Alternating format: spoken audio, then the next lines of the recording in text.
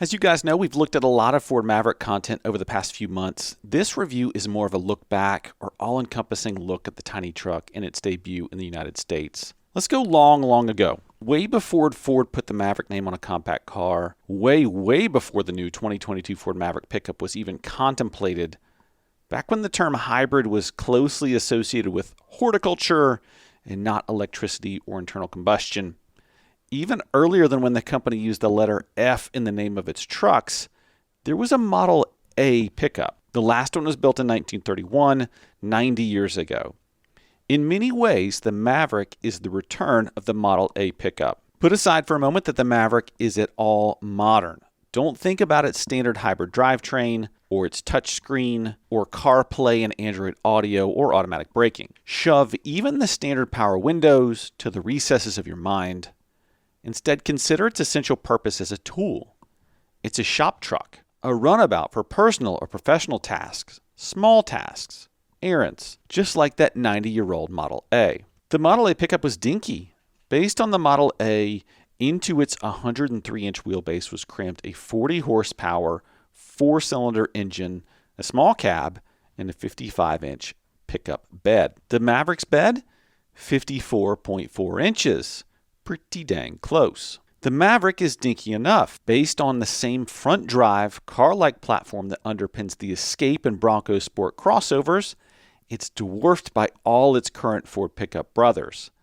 It's 11.1 inches shorter than the now midsize Ranger and 32 inches less lengthy than the Ford F-150. By historic standards, though, the Maverick is not that small. At 199.7 inches long, it's exactly 7 inches longer than the original 1983 extended cab Ford Ranger Super Cab pickup. And it's 40.9 inches longer than that ancient Model A pickup. Of course, the Maverick, unlike the old school Ranger and the ancient A, is a true four-door crew cab. In today's market, it has to be.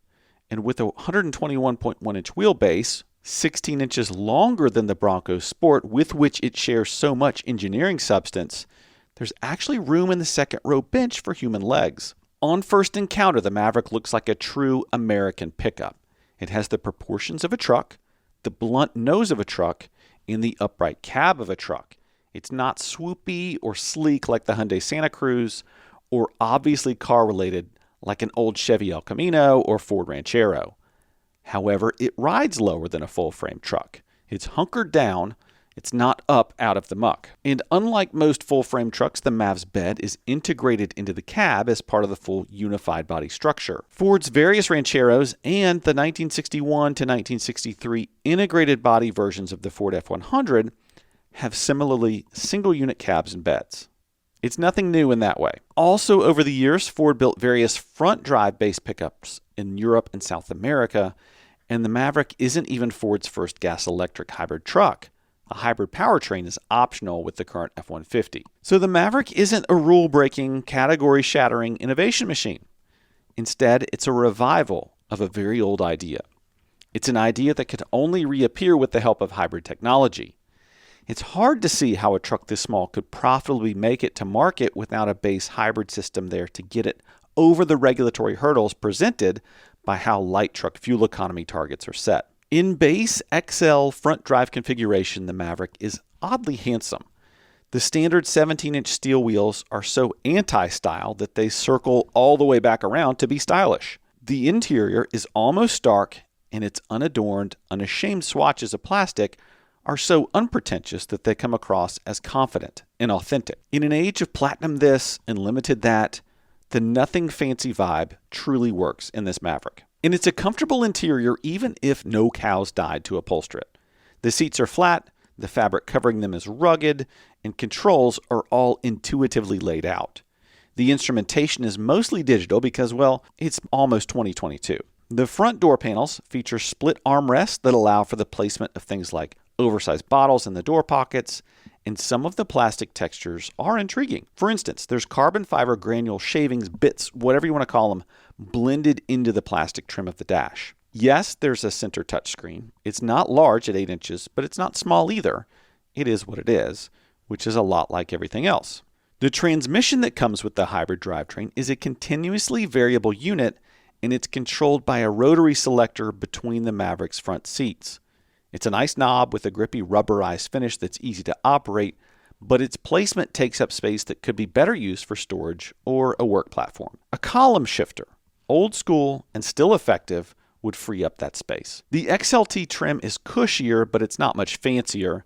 The Lariat top trim seems like overkill for a modest vehicle like this one.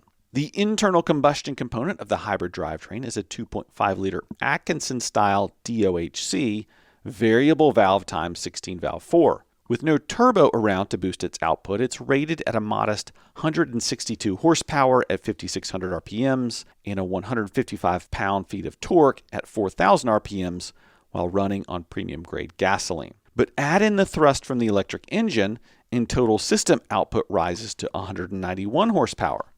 That's a wholly adequate amount of power for a work appliance. Exciting? No. For Ford, the exciting part of the hybrid equation is that it builds the electric motor itself. This new motor is cheaper than the vendor-supplied motor it continues to use in other hybrids, but it's no different in output. The cheaper 94-kilowatt Whirlamajig is critical considering that Maverick's sub-$20,000 advertised, but not really, starting price. It's really the cheapest hybrid on the market. The other exciting thing is that Ford expects the hybrid to carry EPA ratings around 40 miles per gallon. Of course, that's still pending, but it's enough to ensure that the Maverick is viable both legally and commercially. Incidentally, the lithium-ion battery pack itself continues to be supplied by Panasonic, and that pack is identical to the one used in the Escape hybrid. With its long wheelbase, the two-wheel front-drive Maverick hybrid's ride is settled and comfortable.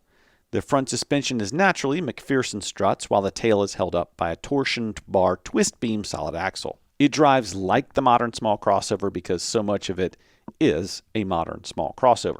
A turbocharged 2.0-liter 4 rated at 250 horsepower is optional with two-wheel drive and mandatory with all-wheel drive. It's mated to an 8-speed automatic transaxle that works with anonymous low-key efficiency. It's fine. It's good enough. It's okay. With all-wheel drive, the rear suspension becomes an independent coil spring system. On road, the difference in ride and driving manners between the two and all-wheel drive models is negligible to the point of being indistinguishable. The Turbo EcoBoost 4 has more power, but it doesn't feel particularly quick, nor much quicker than the hybrid. The instant torque of the small electric motor in the hybrid compensates for a lot at low speeds. It's tough to overstate how important early pickups were in the last century. In the 1930s, a quarter of the American population still lived on farms and often used horses for many tasks. It's a small truck like the Model A that increases efficiency and expanded the reach of those farms into surrounding towns. It made farmers' lives much better. The 1931 Model A pickup had only a 750-pound payload, but for most tasks, that was plenty. The new Maverick's bed is deeper than the old A's, and the payload is a stout 1,500 pounds. Plus, the bed can be configured a bajillion ways, using lumber pieces cut to fit, or hanging the tailgate at an angle to take longer loads. An F-150 is too much truck for a lot of work and tough to get into many garages. The Ranger may be more nimble, but still more than what many of us need. The America of 2021 is very different from that of 1931, but the Maverick may be just as necessary now as the Model A pickup was back then. This is a machine built to work. Ford is going to sell scads of them, painted white, that will get small business logos painted on their doors. It just makes so much sense. And with a starting price of $21,490, including a near extortionate $1,495 destination charge, it's still an insane deal. Ford will have the plant in Hermosillo, Mexico it shares with the also popular Bronco Sport screaming to keep up with demand. This simply makes too much sense. Now watch to see how Toyota responds. It has even more experience than Ford with hybrids and has traditionally been dominant in the entry-level truck market. It's hard to believe that Toyota would let Ford have this ripe, if not new, small truck market to itself. So, did you enjoy this look back at the Maverick? Hit subscribe if you haven't already, and thanks for watching.